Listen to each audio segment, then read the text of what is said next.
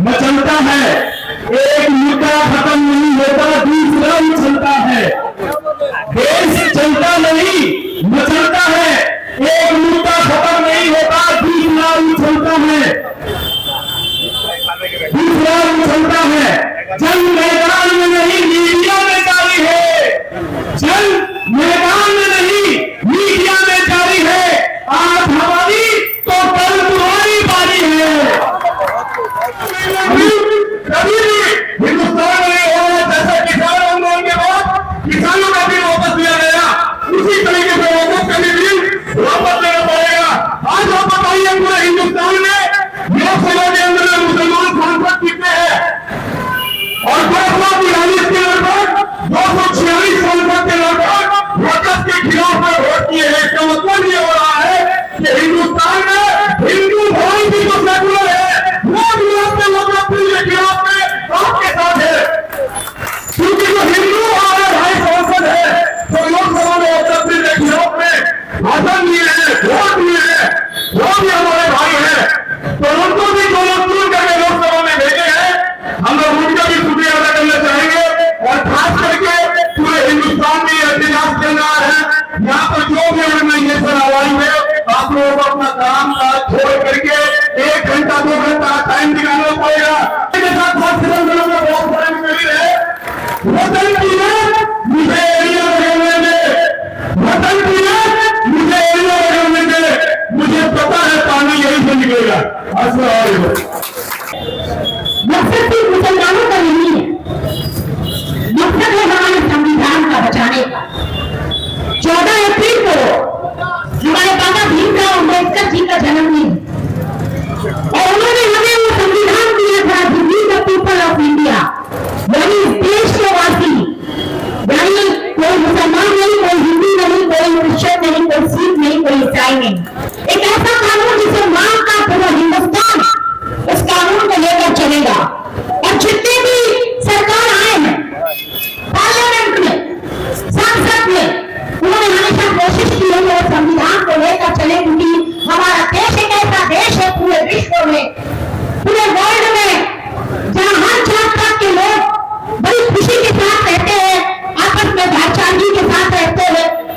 भारत महीने में 14 पर्व होता है और हम लोग हर पर्व, हर त्योहार, चाहे हमारे हिंदू भाई का हो, चाहे मुसलमान भाई का हो, चाहे सिख भाई का, चाहे ईसाई भाई का हो, हम लोग मिलजुल कर मनाते हैं, खुशी मनाते हैं, आपस में बांटते हैं। कहीं अगर हम फ्लेल जाते हैं तो कहीं हम प्रसाद खाते हैं, क्योंकि ये हमें संविधान ने दिया है।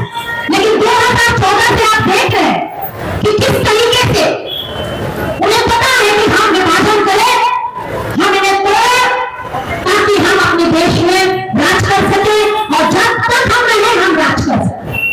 तभी तो संविधान का उल्लंघन हुआ, एक के बाद एक, चाहे वो पितल तलाक के नाम में हो, चाहे वो वक़्फ़ बिल के नाम में हो, चाहे वो एनआरसी सीए के नाम में हो, चाहे वो कश्मीर का जो आर्टिकल 370 है उसके नाम में हो, एक के बाद एक आधा। और ये प्रमाण हमारे हिंदुस्तान के लोगों पार्लियामेंट में किया है।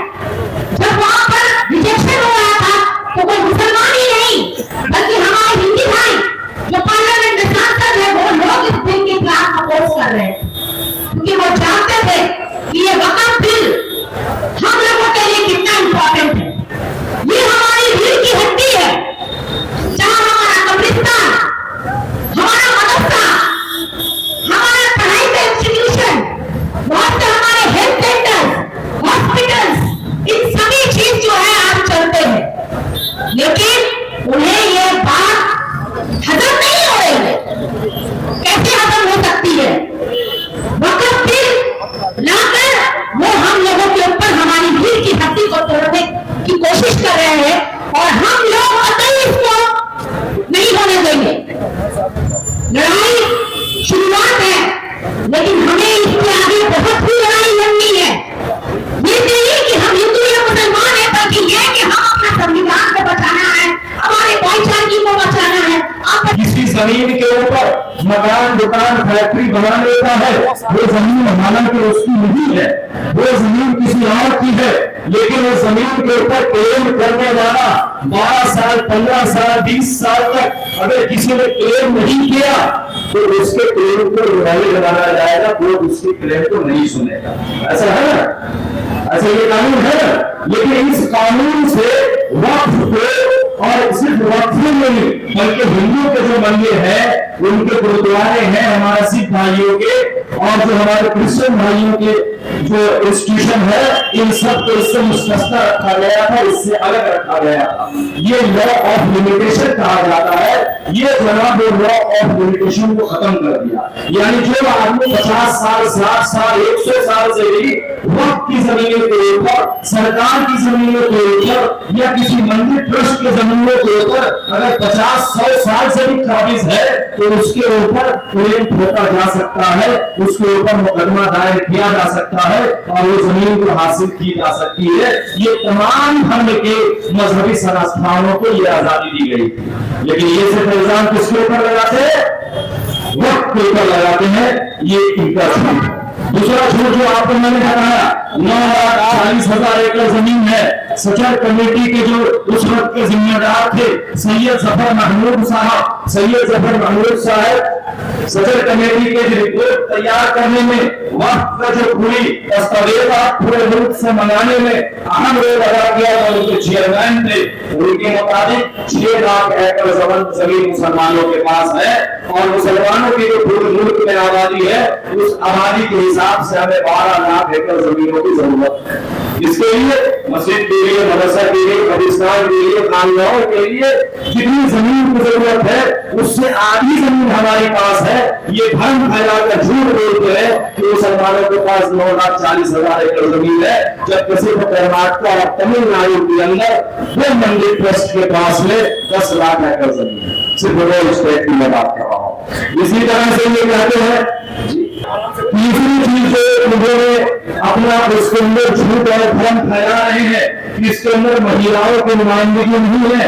महिलाओं की नुमाइंदगी ऑलरेडी पहले से मौजूद है और जो सबसे खतरनाक बात इन्होंने इसके अंदर दाखिल किया है वो ये है कि इसके अंदर गैर मुस्लिम दाखिल होंगे, जबकि जो मंदिर ट्रस्ट है, जो गुरुद्वारा ट्रस्ट है या जो हमारे क्रिश्चियन भाइयों का ट्रस्ट है, इनके अंदर ऐसा कोई कानून नहीं है, क्योंकि भारत का संविधान ने सबको यह अधिकार दिया है कि जिनके जो मजहब है उस मजहब की मजहबी अदारे को रन करने का, उसको बनाने का, उसके लिए चंदा इकट्ठा करने का, उसके नशात करने का, ये तमाम जिम्मेदारी उसी के मजहब के लोगों को दी जाएगी।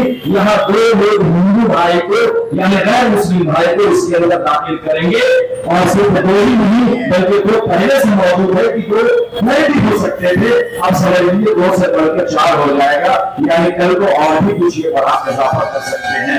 इस तरह से बहुत सारे, क्योंकि वक्त कम है और यहाँ मुंतज़िम का ये है कि मुख्तसर में बात रखे, इसलिए 2-3 पॉइंट आपके सामने रखा गया है।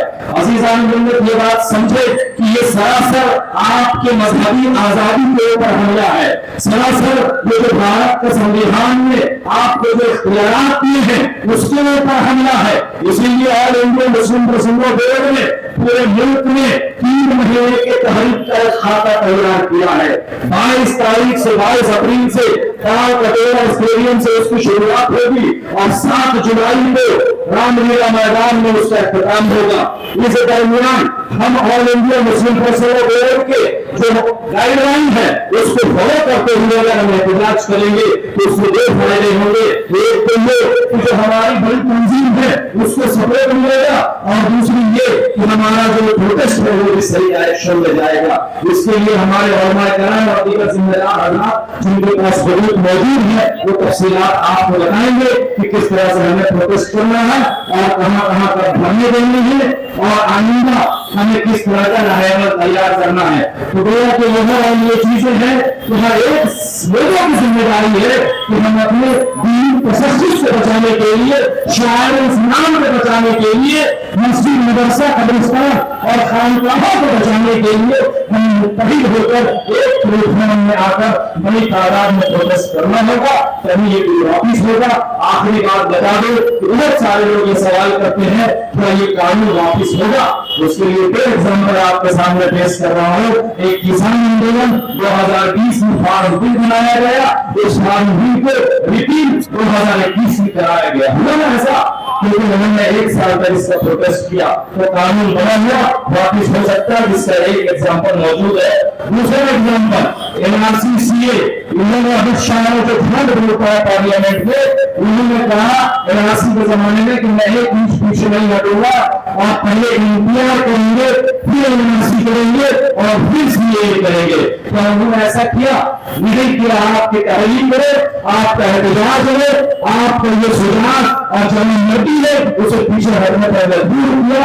इसलिए इस बात का अहम करते थे कि हम इस काला कानून को किसी कीमत नहीं आनेंगे। तो मैं खुदा की कसम खाकर कहता हूँ, मेरे मुस्तैदी के साथ आप जुड़े हैं, इसके कानून के साथ आप जुड़े हैं और प्रोटेस्ट करते हैं, अपने अकाबरीन और उन्होंने की बात पर लब्बैक कहते हैं, तो जाने ये पीछे वापस कराकर बंद होंगे इंशाअल्लाह। तमाम मेरे भाइयों को मेरा सलाम।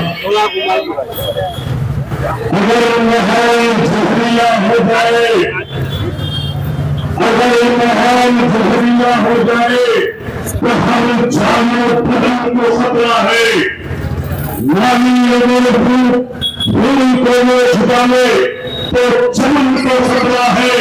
सम्मान निकलनी हो जाए तो वतन को खतरा है।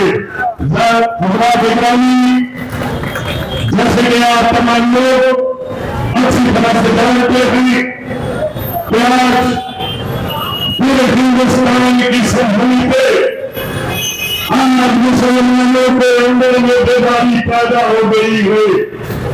मैं गुज़श्ता 3 रोज पहले रोटी की सरहदी और अजमेर की सरहदी से कलकत्ता से वहां से रवाना होकर आया।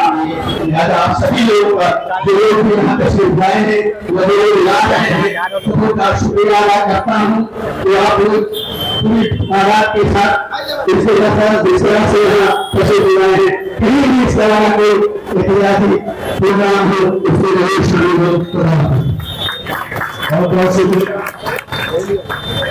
जबकि सचल कमेटी रिपोर्ट जब 2014 में शाया हुई, उस वक्त ये बात साफ साफ आ गया था कि हमारे पूरे हिंदुस्तान के वक्त प्रॉपर्टी का जो वो वॉल्यूम है 16,000 करोड़ का। 3% की आवाज पे 26 अप्रैल को ब्रिगेड बुलाया गया है। आप सब अपने इलाके में छोटा छोटा स्ट्रीट कॉर्नर मीटिंग कीजिए, वॉर्निंग हो सके ब्रिगेड चलो वॉर्निंग लिखिए, ये सब तैयारियां कीजिए। लोगों से अपील कीजिए कि हर घर से एक आदमी 2 आदमी उस आंदोलन में शामिल हो। इतना बड़ा रैली हो कि पूरा ब्रिगेड में जगह न बचे। दिल्ली सरकार को यह आवाज कि कलकत्ता से जो आवाज की है वो दिल्ली सरकार उठान को नहीं करेगा। साथियों, आपने वक्त बिल के बारे में बहुत सुना है और बहुत समझा भी है। मैं कुछ कहना चाहता हूँ मदारिस के मुताबिक जो आजकल बीजेपी का नजरिया सिर्फ मदरसा के ऊपर है। मैं आपको बता देना चाहता हूँ कि इनका कहना है कि मदरसे में क्या सिखाया जाता है, और हम बताते हैं आपको क्या सिखाया जाए। मदरसे में बड़े छोटों को मोहब्बत से देखना सिखाया जाता है, अपने वालिद और वालिदैन से मोहब्बत करना सिखाया जाता है। पूरा मीडिया में चल रहा है। अयाज खान साहब से बात करेंगे। ये कलकत्ता के बहुत ही मशहूर शायर है कि आज इस बिल के बारे में जो है, बिल के बारे में आपकी क्या राय है, आप क्या कहना चाहेंगे? शेर से शुरू करता हूँ। छालों की सोजिशों को तो अपने सफर में रख, छालों की सोजिशों को तो अपने सफर में रख, उससे बना चराग उसे रहगुजर में रख, उससे बना चराग उसे रहगुजर में रख। और तमाम जो हालात हिंदुस्तान में चल रहे हैं, उसके लिए मैं एक चीज बताऊंगा कि हम लोगों ने साबित कर दिया कि सबकी मिसाल है हम लोग,